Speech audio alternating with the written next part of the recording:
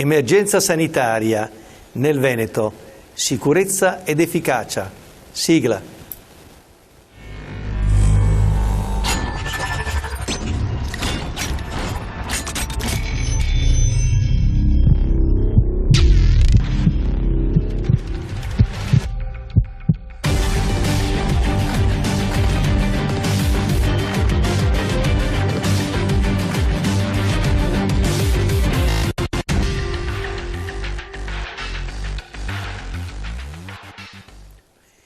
L'ospite di questa sera è il dottor Paolo Rosi, direttore del CREU del Veneto, che è il centro regionale di coordinamento di urgenza ed emergenza di tutti i 118 provinciali. Grazie Paolo di essere qui. Grazie a te. Come funziona questo CREU? Che cos'è questo ente? Allora, più che un ente è, come dice anche la sua definizione, proprio un coordinamento. Nel senso che è un ufficio regionale che si occupa di rendere omogenea la gestione dell'emergenza in tutta la regione, partendo dal sistema 118 che è il punto centrale, ma anche estendendo poi questa azione di coordinamento anche alle altre strutture dell'emergenza intraospedaliera, quindi principalmente il pronto soccorso dove convergono tutti i pazienti. Ora, il Veneto si è dotato di un'emergenza fin dai primi anni, che è stata quella che è diventata poi il 118, che era quella del SUEM, nata poi nel Bellunese perché Papa Wojtyła andava a fare le vacanze lì. E il buon Costola si è occupato per la prima volta allora di organizzare le emergenze in montagna assieme al soccorso alpino. Com'è evoluto questo soccorso sanitario che adesso è diventato una istituzione, ovviamente nazionale? Sì, si è evoluto in Veneto e poi si è evoluto anche in tutta Italia, al punto che adesso il 118, anzi noi lo chiamiamo 118 perché così anche i bambini sanno riconoscere il numero sulla tastiera del telefono, è diventato un numero diffuso su tutto il territorio. In Veneto è cresciuto molto, è cresciuto rispetto a quelle prime esperienze, rispetto ai primi 2 elicotteri, adesso ci sono 4 elicotteri, sono cresciute molto gli interventi ma anche la qualità delle prestazioni che vengono erogate. Il sistema vede lavorare assieme le centrali operative provinciali con i servizi di pronto soccorso che svolgono interventi sul territorio. Anche qui rispetto ai primi tempi che abbiamo cominciato a lavorare è cresciuta enormemente la professionalità sia del personale medico ma anche molto del personale infermieristico che oggi è in grado di erogare gran parte delle terapie, chiamiamole salvavita, anche in piena autonomia. È stata una grande idea quella di coordinare tutti i servizi, perché non solo li rende omogenei, ma ha fatto crescere anche la cultura del soccorso e dell'emergenza nel personale sanitario, ma anche nella popolazione, che è diventata edotta di cosa deve fare in caso di urgenza. Sì, certo, diciamo che noi abbiamo ancora molto da fare anche nel campo, soprattutto dell'informazione alla popolazione e dell'aiuto che può darci nella gestione dell'emergenza. Io credo che sia stato corretto scegliere anche la formula del coordinamento, perché non esiste una sovrordinazione gerarchica del coordinamento rispetto ai 118, ma il coordinamento è il luogo dove le esperienze si incrociano, dove tutti contribuiscono e alla fine mettono insieme l'esperienza comune, la competenza, che poi si diffonde a tutto il sistema. Questo è quello, diciamo, è il metodo che il coordinamento usa sia a livello di sistema 118 ma anche a livello di pronto soccorso, dove sono i professionisti di ciascun ambito che devono dire dove vogliono andare, dire quali sono gli obiettivi, e la Regione deve fare in modo di costruire quelli che sono i provvedimenti che servono poi a rendere efficaci queste operazioni di condivisione della conoscenza. Abbiamo visto la piantina del Veneto con i 3 o 4 punti degli elicotteri, ecco, gli ospedali che hanno i punti di atterraggio che una volta non c'erano, e quindi tante cose che sono state migliorate. Sì, quella delle superfici è un provvedimento ormai abbastanza datato che l'amministrazione regionale a suo tempo aveva preso ed è un provvedimento unico in Italia perché non esistono altre regioni che hanno una superficie in ciascun ospedale per acuti. Quel progetto ci ha messo il suo tempo, ha richiesto anche investimenti decisamente importanti, però oggi noi possiamo dire che la rete ospedaliera è tutta dotata di superfici a norma. Quindi il Veneto è una regione in questo anche pilota. È una regione pilota per molte cose, ad esempio per la composizione degli equipaggi del 118. Noi siamo, pur avendo anche noi un forte contributo del volontariato, che è fondamentale per tenere in piedi il sistema, però abbiamo un soccorso basato sui professionisti, l'infermiere, il medico in ambulanza. Altre regioni mandano il volontario, con tutto il rispetto ovviamente e il ringraziamento che diamo al volontario. Nel sistema devono esserci presenti anche le figure professionali, perché sono quelle che garantiscono la qualità della prestazione, e su questo siamo una delle poche regioni che è in grado di garantire questo standard. Oltre che la qualità, poi viene garantita la tempestività anche del trasporto, perché le vie per esempio di comunicazione ormai sono molto intasate, però tra le ambulanze nelle grandi vie tipo le autostrade e le vie del cielo, evidentemente il Veneto è favorito da questi mezzi come l'aerosoccorso. Certo, l'elicottero in termini di trasporto ha anche introdotto un principio importante, che è quello che noi chiamiamo di centralizzazione, cioè di portare il paziente grave direttamente all'ospedale che è in grado di trattarlo, e questo è quello che fa veramente la differenza. E oggi quello che era un principio che valeva solo per l'elicottero è diventato comune anche per le ambulanze. Oggi le ambulanze non vanno più anche loro all'ospedale più vicino, vanno all'ospedale più adatto, e questo tra l'altro ha dato anche un grande contributo alla ristrutturazione della rete ospedaliera, perché ha consentito di concentrare le grandi specialità dove si può fare volume e quindi poi si acquisisce maggiore competenza, e ha consentito di ristrutturare la rete in modo da renderla più efficiente. Credo che questo sistema di gestire l'urgenza abbia dato un grosso contributo a questa evoluzione. Vuoi spiegare ai telespettatori quali sono gli ospedali principali che ricevono qualunque tipo di malato, mentre quali sono le destinazioni intermedie? Allora, innanzitutto la sanità regionale è organizzata per province, anche se noi abbiamo 5 province grandi e 2 più piccole, però l'idea della rete è quella che ogni provincia abbia al suo interno un ospedale in grado di trattare quasi tutto, tolte le altissime specialità come le ustioni piuttosto che i bambini critici, che sono concentrati su Padova e Verona.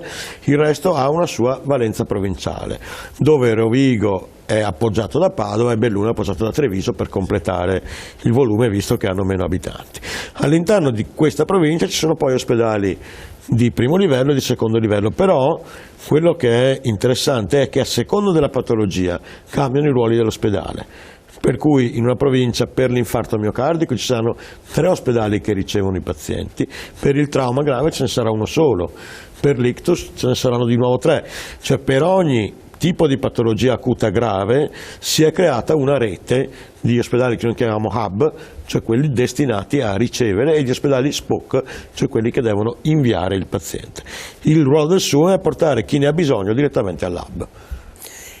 Questo sistema ha garantito al paziente di ricevere le cure giuste nell'ospedale giusto, senza altri trasferimenti intermedi. E al momento giusto anche. E al momento giusto. Che è altrettanto importante. Gli operatori, gli attori del servizio 118, ex SUEM, perché è partito come SUEM a suo tempo, ma noi lo chiamiamo ancora SUEM. Ancora SUEM. È che 118 è più rapido per 118, sì. Senti, a proposito, l'118 diventerà prima o dopo 112, come vuole l'Europa? Beh, allora l'Europa ci impone di fare in modo che una persona in tutta Europa facendo il 112 riceva una risposta, una risposta che deve essere sanitaria, di polizia o di vigili del fuoco. In Italia noi di fatto già abbiamo questo sistema, perché se uno fa il 112 non lo riceve con tutti i requisiti che l'Europa ci chiede, quindi il progetto procederà. Innanzitutto noi stiamo già finanziando la messa in rete delle centrali operative, in modo che qualunque numero faccia l'utente comunque potrà accedere anche attraverso 112 c'è un'intercomunicazione, c'è un'interconnessione proprio tra le centrali che consentirà di scambiare la telefonata, i dati, la localizzazione del punto da cui proviene la telefonata. Poi col tempo dovrà essere avviato anche la centrale unica 112, che però in realtà sarà solo un punto di primo livello. Sì. Sotto resteranno le altre centrali operative. Per forza, perché le forze dell'ordine hanno tutte le loro specificità. Sì, allora, il 911 americano è un po' lontano dal nostro modo di sentire. Sì, è un po' lungo. E adesso nelle emergenze, che possono diventare anche maxi emergenze, voi come attori siete per la maggior parte medici rianimatori e professionisti del pronto soccorso. Medici rianimatori e medici del pronto soccorso. Sono previste altre figure professionali? Beh, in ambito medico, Sì. noi abbiamo avuto per un certo periodo i medici di emergenza territoriale, Sì. che erano medici di guardia medica che facevano un corso. Noi adesso ci stiamo orientando verso medici dell'emergenza, quindi pronto soccorso e Quindi anestesia e con rianimazione. con una certa specializzazione, insomma, pesante. Sì, poi ci sono ancora alcuni contratti con Sì. altri medici che hanno esperienze, Che coprono che hanno bisogni maturato specifici, l'esperienza. sì. Insomma. E le grandi traumatologie invece verranno destinate ad ospedali specifici. Sì, allora stiamo lavorando a questo, anche perché l'ultimo decreto, il cosiddetto decreto Balduzzi sulle dotazioni ospedaliere, ha proprio definito una rete che peraltro è molto simile a quella che già avevamo, ma noi la stiamo formalizzando. Quindi un ospedale hub dotato di neurochirurgia, di possibilità di radiologia interventistica, cioè tutto quello che il trauma maggiore critico, e un secondo livello che tratta invece il trauma maggiore, Sì. che però non è critico. Sì. E poi il terzo livello invece, che è il livello di pronto soccorso base, che tratterà le piccole patologie che non hanno bisogno di ricovero. Questa sarà la rete che stiamo disegnando e che dovrebbe essere approvata a breve. Quindi adesso il CREU coordina i pronti soccorsi e anche le rianimazioni. Ecco, questo comporta un miglioramento assistenziale e anche qualitativo delle rianimazioni. Sì, come ti dicevo prima, non è che il CREU coordini le strutture, ma coordina i professionisti che hanno voglia di impegnarsi in questo settore. Quindi, così come dal pronto soccorso c'è una forte voglia di mettere insieme le esperienze, così stiamo cercando di fare anche nel mondo della terapia intensiva. Io personalmente sono convinto che una programmazione, anche in presenza sanitaria a livello regionale, non può prescindere dai professionisti che lavorano in quel campo, non può basarsi su un solo consulente o su qualcuno che non ha mai lavorato nel settore. Il vantaggio della sanità regionale è che può riunire tutti gli attori attorno a un tavolo, Certo. mettere insieme le esperienze, filtrarle e poi decidere qual è il modello verso cui tendere. Ecco, il lavoro del coordinamento è un po' quello di conciliare la spinta che viene dal professionista con l'esigenza che ha l'amministrazione regionale, ovviamente, di disegnare un sistema che sia sostenibile, e spesso su questo c'è un gradino da superare. Quello che è il nostro lavoro è proprio quello di fare in modo che queste due competenze si intersechino e creino un modello di sanità che sia veramente funzionale e che risponda alle esigenze dell'utente. Gli indici di eccellenza e di efficacia della sanità del Veneto sono sempre molto buoni. Sì, sono molto buoni, a volte escono sui giornali qualche misura un po' bizzarra, Sì. In realtà monitorare la sanità, come sai, è molto difficile, Sì. soprattutto perché ai numeri si può far dire quello che si vuole, soprattutto se questi numeri li manipolano quelli che non sono del mestiere. Quindi noi abbiamo deciso nell'area dell'emergenza di chiedere ai professionisti quali sono i parametri su cui dobbiamo giudicarli, quali sono i parametri su cui si misura la performance. Quindi abbiamo condiviso questi indicatori e adesso, per esempio, sul pronto soccorso abbiamo attivato un osservatorio proprio per vedere come il sistema sta evolvendo e soprattutto come sta andando verso gli obiettivi che la politica ci ha chiesto di perseguire, per esempio in termini di tempi d'attesa contenuti per il paziente. Io chiedo alla regia di farmi vedere le diapositive dei contenuti statistici delle emergenze nel Veneto e dei tipi di intervento. È importante perché la politica programma, spero bene, e programma con l'aiuto di voi professionisti, ma è la cronaca che qualche volta fa opinione, è vero o no? Sì, però la cronaca in qualche modo è anche la voce del cittadino e quindi va tenuta in considerazione. Ecco, questo è il sistema dell'emergenza. Questo dell'emergenza è anche per dire che a fianco del sistema sanitario, che ovviamente è 118, pronti soccorsi, terapie intensive, i reparti specialistici, Esiste anche il contributo del volontariato, del soccorso alpino, anche della protezione civile nelle grandi emergenze.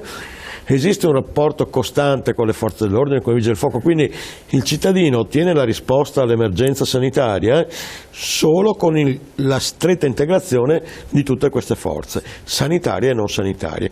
E questo è il lavoro che noi cerchiamo di perseguire. Sì. Per il resto, questi sono degli esempi di attività. Abbiamo fatto recentemente rivisto la distribuzione delle ambulanze sul territorio in base ai tempi di percorrenza, abbiamo stabilito quali sono i requisiti minimi a bordo delle ambulanze per l'assistenza ai diversi tipi di paziente, abbiamo avviato con la protezione civile i protocolli per gestire le grandi emergenze.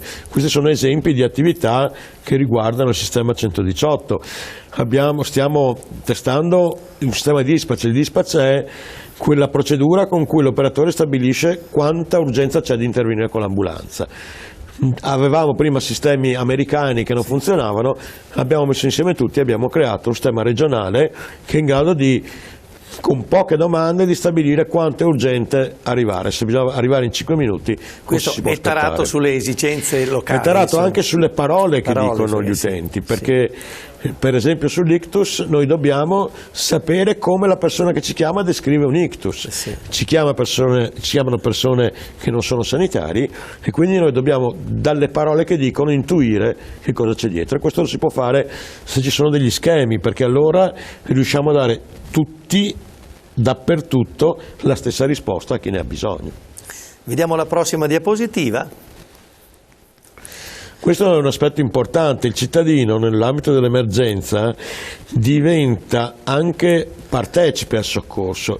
Il primo soccorso è fondamentale. Oggi una cosa importante che facciamo a livello del 118 è dare le istruzioni al chiamante quando siamo in presenza di un arresto cardiaco, e oggi la sopravvivenza si è alzata molto perché la gente è disponibile a fare il massaggio cardiaco. In più la defibrillazione precoce è diventata ormai una cosa diffusa. Stiamo per distribuire un'ultima tranche di altri 200 defibrillatori acquistati dalla Regione. Abbiamo come Regione imposto l'obbligo di avere i defibrillatori negli impianti sportivi. Mentre il decreto Balduzzi li dava alle società sportive, noi abbiamo detto no, li vogliamo negli impianti sportivi, perché quando l'anziano, la persona di mezza età che va a fare lo sport amatoriale, che noi rischiamo veramente, e non solo rischiamo, purtroppo molta gente perde la vita. Alla fine di quest'anno tutti questi impianti saranno cardioprotetti, come si dice, avranno un defibrillatore che la gente comune potrà utilizzare. Poi avete autorizzato anche delle associazioni scientifiche di volontariato a fare gli insegnamenti per Questo siamo stati i primi in Italia ad aprire l'insegnamento della defibrillazione a chiunque abbia dei requisiti che poi noi accreditiamo, però rispetto a prima che c'erano pochi formatori, noi abbiamo ormai più di 100 provider in grado di formare gente in grado di fare la rianimazione cardiopolmonare e la defibrillazione. Sono questi passaggi che poi fanno la differenza. Certo. Ecco, c'è ancora un'altra diapositiva se non sbaglio. La prossima, grazie. C'era una diapositiva come sono le centrali. Questi sono i grossi interventi che diciamo, il Presidente della Regione ha voluto che a livello di pronto soccorso si andasse verso un miglioramento delle attese, un miglioramento dei flussi per accelerare l'accesso, che si creassero dei riferimenti, dei tempi di riferimento e dei parametri da seguire. Anche qui, come per il dispatch, stiamo approvando un provvedimento che renderà uguale il triage. Il triage è il metodo con cui si decide se uno deve entrare prima o dopo. Senti, anche qui lo faremo uguale in tutto il Veneto. Tu coordini un sistema di interventi di emergenza 118 e pronti soccorsi che sono dappertutto, in alta montagna, nelle città che sono anche metropoli, zone industriali, la grande viabilità, e poi c'è Venezia, abbiamo visto anche l'ambulanza marittima, ma l'idroambulanza. Allora è una cosa molto complessa. Se dovessi dire nella tua esperienza qual è l'emozione che hai provato nel veder crescere questa creatura, il 118 del Veneto? Guardandomi indietro e vedere da dove siamo partiti, vedere cosa siamo in grado oggi di spiegare sul territorio, in termini sia di quantità ma anche di qualità di quello che diamo. Quindi... E lo vediamo nel sorriso di un familiare a cui abbiamo salvato il marito piuttosto che il figlio, e questo senza voler essere retorici però capita, lo vediamo, non dico tutti i giorni ma molto spesso. Allora devo ringraziare Paolo Rosi che coordina i vari 118, i vari pronti soccorsi, le varie rianimazioni di tutta la regione. È un sistema che è cresciuto, che ci dà sicurezza e anche efficacia. Grazie a lui per il suo lavoro, ai collaboratori e a voi che ci avete sentito. Alla prossima.